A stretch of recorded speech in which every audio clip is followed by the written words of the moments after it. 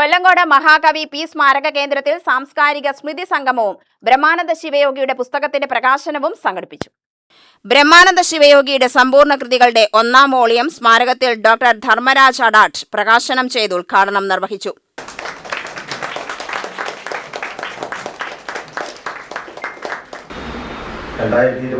August 26 Brahmananda ശിവയോഗിയുടെ 175ാമത്തെ ജന്മദിനമാണ്. അതുകൊണ്ട് മറ്റൊരു പ്രത്യേകത കൂടിയുണ്ട്. 175 വർഷങ്ങൾക്ക് മുമ്പ് കേരളത്തിന്റെ സാമൂഹ്യ അന്തരീക്ഷം എന്തായിരുന്നു എന്ന്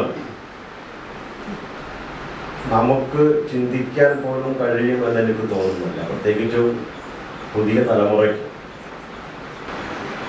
അത്രമാത്രം ജാത്യന്തമായ ഒരു സമൂഹം കൊല്ലങ്കോട് മാത്രമല്ല, കേരളത്തിൽ ഒരിടത്തും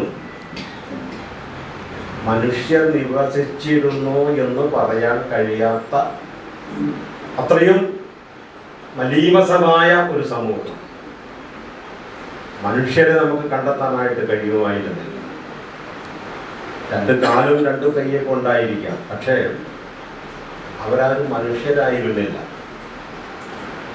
മറിച്ച് ഏതെങ്കിലും ഒരു പ്രത്യേക ജാതിയിൽ അല്ലെങ്കിൽ ഒരു മതത്തിൽ അത് അന്ധമായി അതിൻ്റെ ആചാരങ്ങൾ, ജാത്യാചാരങ്ങൾ എന്തുമാകാം,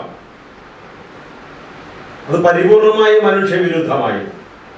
ഗ്രാമപഞ്ചായത്ത് പ്രസിഡന്റ് അഡ്വക്കേറ്റ് അശ്വതി ദാസിന് പുസ്തകത്തിന്റെ കോപ്പി നൽകിയാണ് പ്രകാശനം നിർവഹിച്ചത്. പി സ്മാരക സാംസ്കാരിക കേന്ദ്രം പ്രസിഡന്റ് കെ സത്യപാൽ അധ്യക്ഷത വഹിച്ചു. 80 വർഷം പൂർത്തിയാക്കിയ പയ്യന്നൂർ ഹരിജനോദ്ധാരണ വായനശാലയ്ക്ക് ഉപഹാര സമർപ്പണം നടത്തി.